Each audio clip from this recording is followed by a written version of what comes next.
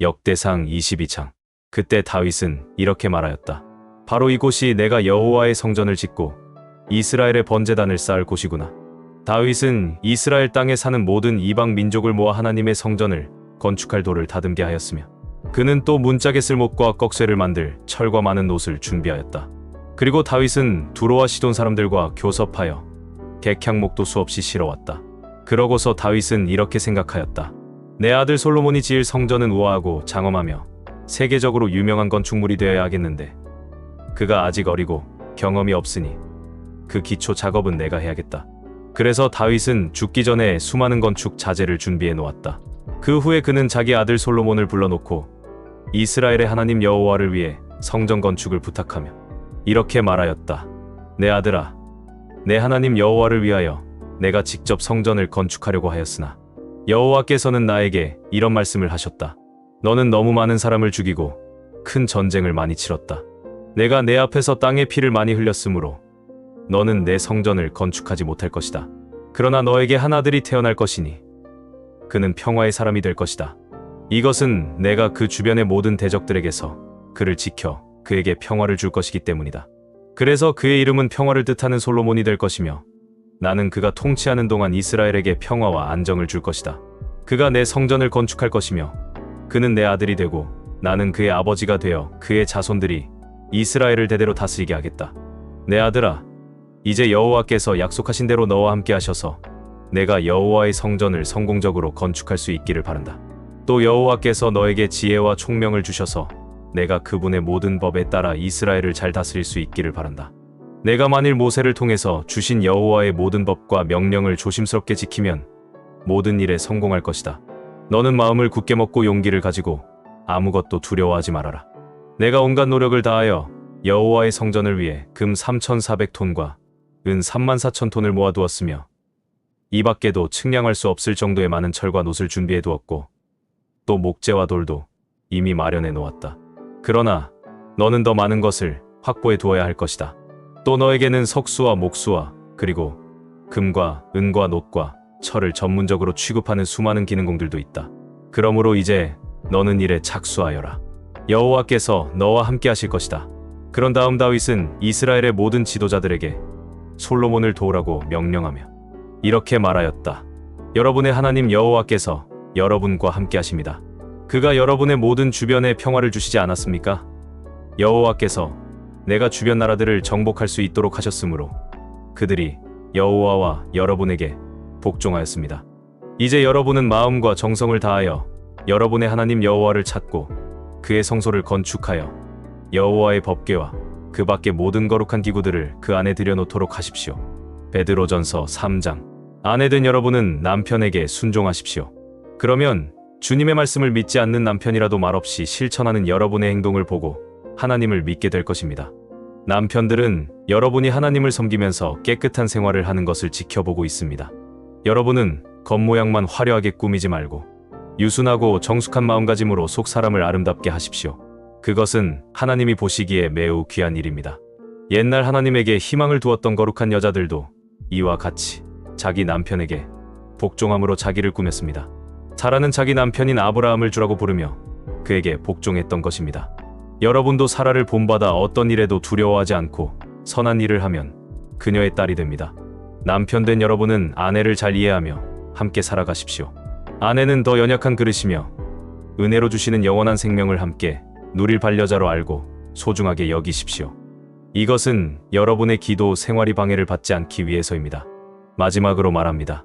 여러분은 한마음으로 서로 동정하고 형제처럼 사랑하고 불쌍히 여기며 겸손하십시오.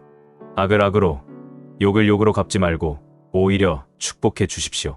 그것은 여러분이 하나님의 복을 받아 누리도록 부르심을 받았기 때문입니다. 성경에도 이렇게 기록되어 있습니다.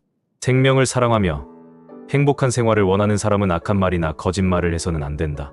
그는 악에서 떠나 선한 일을 하며 평화를 추구해야 한다. 주는 의로운 사람에게 눈을 돌리시고 그들의 기도에 귀를 기울이시지만 악을 행하는 자들은 대적하신다. 여러분이 열심으로 선한 일을 한다면 누가 해치겠습니까? 그러나 옳은 일을 위해 고난을 받는다면 여러분은 행복한 사람입니다. 그러므로 사람들이 협박을 하더라도 겁내거나 무서워하지 말고 마음의 주님이신 그리스도를 거룩하게 모십시오. 그리고 여러분이 간직한 희망에 대해서 그 이유를 묻는 사람에게는 언제나 부드럽고 공손하게 대답할 준비를 하고 선한 양심으로 생활하십시오. 그러면 여러분이 그리스도 안에서 행한 선한 일을 헐뜯고 욕하는 사람들이 도리어 부끄러움을 당하게 될 것입니다. 선한 일을 하면서 고난을 받는 것이 하나님의 뜻이라면 악한 일을 하면서 고난을 받는 것보다는 낫습니다. 죄가 없으신 그리스도께서 죄인들을 위해 한 번 죽으신 것은 죄인인 우리를 하나님께로 인도하시기 위해서입니다. 육체적으로는 죽음을 당하셨으나 영으로 살아나신 예수님은 갇혀있는 영들에게 가서 기쁜 소식을 전파하셨습니다. 그들은 옛날 노아가 배를 준비하는 동안 하나님께서 참고 기다리셨으나 하나님께 불순종하던 영들입니다. 그때 배에 들어가 홍수에서 구원을 받은 사람은 겨우 8명뿐이었습니다. 이 물은 예수 그리스도의 부활을 통해서 여러분을 구원하는 세례를 상징합니다. 이 세례는 몸에 더러운 것을 없애버리는 것이 아니라 오직 선한 양심이 하나님을 향해 찾아가는 것입니다. 그리스도께서는 하늘에 올라가셔서 지금 하나님의 오른편에 계시며 권세와 능력을 가진 모든 천사들을 지배하고 계십니다. 미가 1차. 이것은 요담과 아하스와 히스기야가 유다 왕으로 있을 당시 여호와께서 모레셋 사람 미가에게 사마리아와 예루살렘에 관하여 주신 말씀이다. 지상에 사는 모든 사람들아, 들어라. 주 여호와께서 너희에게 대하여 그의 성전에서 증거하실 것이다. 여호와께서 자기 처소에서 나오셔서 땅으로 내려와 산꼭대기를 밟고 다니실 것이다. 산들이 그 아래서 녹고 골짜기들이 갈라질 것이니 마치 밀라비불 앞에서 녹고 물이 비탈로 쏟아지는 것 같을 것이다. 이것은 다 이스라엘 백성의 죄와 허물 때문이다. 이스라엘 죄의 본거지가 어디냐? 수도 사마리아가 아니냐? 유다의 우상 숭배 온상은 어디냐? 바로 예루살렘이 아니냐? 그러므로 여호와께서 이렇게 말씀하신다. 내가 사마리아를 폐허로 만들어 포도나무를 심을 빈들처럼 되게 할 것이며 그 돌무더기를 골짜기에 쏟아내리고 그 지대를 드러낼 것이다. 저의 모든 우상들이 박살나고 우상의 신전에 바친 모든 예물들이 다 불에 탈 것이며 모든 신상들이 파괴될 것이다. 사마리아가 그 모든 예물을 우상 섬기는 자들에게서 모았으므로 그것이 다시 우상 섬기는 데 사용될 것이다. 이것 때문에 나는 슬퍼하며 통곡하고 벌거벗은 채 맨발로 돌아다니며 늑대처럼 울부짖고 차조처럼 슬피 울어야 할 것이다. 사마리아의 상처가 치료될 수 없고 유다도 그런 상처로 고통을 당하며 내 백성이 사는 예루살렘 성문에 파멸이 이르렀다. 너희는 이것을 가드에 있는 우리 적들에게 말하지 말고 그들에게 너희가 우는 것을 보이지 말아라. 베다브라 사람들아, 너희는 티끌에 뒹굴어라. 다빌 사람들아, 벌거벗은 채 포로로 잡혀가서 수치를 당하여라. 자한한 사람들은 자기들의 성 밖으로 나오지 못할 것이다. 베데셀 사람들이 슬피 우는 소리를 들으면 너희는 거기에도 피난처가 없음을 알게 될 것이다. 마롯 주민들이 안타까운 심정으로 무사하기를 바란다. 이것은 여호와의 재앙이 예루살렘 성문에까지 이르렀기 때문이다. 라기스 사람들아, 마차로 도망할 준비를 하여라. 너희가 이스라엘의 죄를 제일 먼저 본받아 예루살렘을 범죄하게 하였다. 유다 사람들아, 너희는 모레셋가드에게 작별을 구하라. 악십이 이스라엘 왕들을 속일 것이다. 마레사 사람들아, 여호와께서 너희를 정복자의 손에 넘겨줄 것이니 너희 귀족들이 도망하여 아둘람 굴에 숨을 것이다. 유다 사람들아, 너희가 사랑하는 자녀를 위해 슬퍼하며 너희 머리를 밀어 독수리처럼 대머리가 되게 하라. 너희 자녀들이 포로로 잡혀갈 것이다. 누가복음 10장. 그 후 주님은 72명의 제자를 따로 뽑아 둘씩 짝지어서 자기가 직접 갈 모든 도시와 마을로 미리 보내시며 이렇게 말씀하셨다. 추수할 것은 많으나 일꾼이 적다. 그러니 주인에게 추수할 일꾼들을 보내달라고 하여라. 자, 출발하여라. 내가 너희를 보내는 것이 어린 양을 이리떼 속으로 보내는 것과 같다. 너희는 지갑이나 가방이나 신발을 가지고 다니지 말며 길에서 인사하느라고 시간을 낭비하지 말아라. 어느 집에 들어가든지 먼저 그 집의 평안을 빌어 주어라. 만일 평안의 축복을 받을 만한 사람이 거기 있으면 너희가 빈 평안이 그에게 내릴 것이고 그렇지 못하면 그 평안이 너희에게 되돌아올 것이다. 너희는 한 집에 머물면서 주인이 주는 것을 먹고 마셔라. 일꾼이 자기 품삯을 받는 것이 마땅하다. 너희는 이 집, 저 집 옮겨 다니지 말아라. 어느 마을에 들어가든지 사람들이 너희를 영접하거든 차려주는 음식을 먹고 그 마을에 있는 병자들을 고치고 그들에게 하나님의 나라가 가까웠다고 하라. 그러나 그들이 너희를 영접하지 않거든 그 마을 거리로 나와서 이렇게 외쳐라. 우리는 발에 묻은 너희 마을의 먼지까지 떨어버리고 간다. 그러나 하나님의 나라가 가까이 온 줄 알아라. 내가 너희에게 말하지만 심판날에는 소돔이 그 마을보다 더 견디기 쉬울 것이다. 고라시나 벳세다야, 너희에게 불행이 닥칠 것이다. 너희에게 행한 기적들을 두로와 시돈에서 행했더라면 그들은 벌써 굵은 삼배 옷을 입고 재를 뒤집어 쓰고 앉아 회개했을 것이다. 심판날에는 두로와 시돈이 너희보다 더 견디기 쉬울 것이다. 가버나움아, 내가 하늘에까지 높아질 것 같으냐? 아니다. 지옥에까지 내려갈 것이다. 너희 말을 듣는 사람은 내 말을 듣는 것이고 너희를 배척하는 사람은 나를 배척하는 것이며 나를 배척하는 사람은 나를 보내신 분을 배척하는 것이다. 72명의 제자들이 기쁨으로 돌아와 주님의 이름으로 명령했더니 귀신들도 우리에게 복종했습니다 하고 보고하자 예수님이 그들에게 말씀하셨다. 나는 사탄이 번갯불처럼 하늘에서 떨어지는 것을 보았다. 내가 너희에게 뱀이나 정갈을 짓밟고 원수의 모든 힘을 꺾는 권능을 주었으니 이젠 아무도 너희를 해칠 수 없을 것이다. 그러나 귀신들이 너희에게 복종한다고 기뻐하지 말고 너희 이름이 하늘에 기록되어 있는 것으로 기뻐하여라.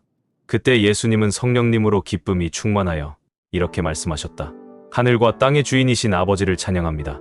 아버지께서는 이 모든 것을 지혜롭고 영리한 사람들에게는 숨기시고 어린아이들에게는 나타내셨습니다. 그렇습니다. 이것은 아버지의 기뻐하시는 뜻이었습니다. 아버지께서는 모든 것을 내게 맡겨주셨습니다. 아버지 외에는 아들이 누군지 아는 사람이 없고 아들과 그리고 아들이 아버지를 알게 하려고 선택하는 사람 외에는 아버지가 누군지 아는 사람이 없습니다. 그러고서 예수님은 제자들을 돌아보시며 조용히 말씀하셨다. 너희가 보는 것을 보는 사람은 정말 행복하다. 내가 너희에게 말하지만 많은 예언자들과 왕들이 너희가 지금 보는 것을 보고 싶어 했으나 보지 못하였고 너희가 지금 듣는 것을 듣고 싶어 했으나 듣지 못하였다. 어떤 율법학자가 예수님을 시험하려고 와서 선생님, 제가 무엇을 해야 영원한 생명을 얻겠습니까? 하고 물었다. 예수님이 그에게 율법에 무엇이라고 쓰여 있으며 너는 어떻게 알고 있느냐? 하고 다시 물으시자 그는 내 마음을 다하고 정성을 다하고 힘을 다하고 뜻을 다하여 주 너의 하나님을 사랑하라. 그리고 내 이웃을 내 몸과 같이 사랑하라 하였습니다. 하고 대답하였다.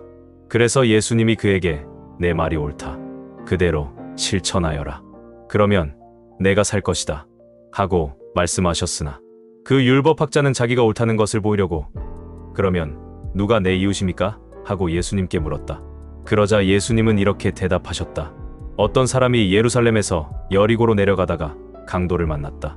강도들은 그 사람의 옷을 벗기고 때려서 반쯤 죽은 것을 버려두고 가버렸다.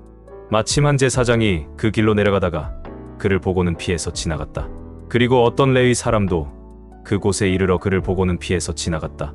그러나 어떤 사마리아 사람은 여행 중에 그 길로 지나다가 그를 보고 불쌍한 생각이 들었다.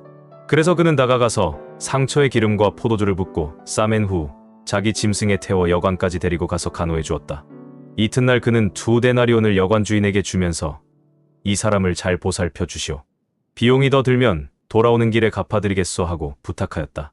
그러니 내 생각에는 이 세 사람 중에 누가 강도 만난 사람의 이웃이 되겠느냐? 그때 율법학자는 그 사람을 불쌍히 여긴 사람입니다. 하고 대답하였다. 예수님은 그에게 너도 가서 그와 같이 실천하여라 하고 말씀하셨다. 예수님의 일행이 예루살렘으로 가는 도중 어느 마을에 들어갔을 때 마르다라는 여자가 예수님을 자기 집에 모셔드렸다. 그녀에게는 마리아라는 동생이 있었는데 주님 앞에 앉아 말씀을 듣고 있었다. 그러나 마르다는 여러 가지를 준비하느라고 마음이 산란하였다. 마르다가 예수님께 와서 주님, 제 동생이 모든 일을 저 혼자 하도록 내버려 두고 있는데도 그냥 보고만 계십니까? 저를 좀 도와주라고 하십시오 하자 예수님이 마르다에게 대답하셨다. 마르다야, 마르다야, 내가 많은 일로 염려하고 걱정하는구나. 그러나 꼭 필요한 것은 한 가지뿐이다. 마리아는 좋은 편을 택했으니 아무에게도 그것을 빼앗기지 않을 것이다.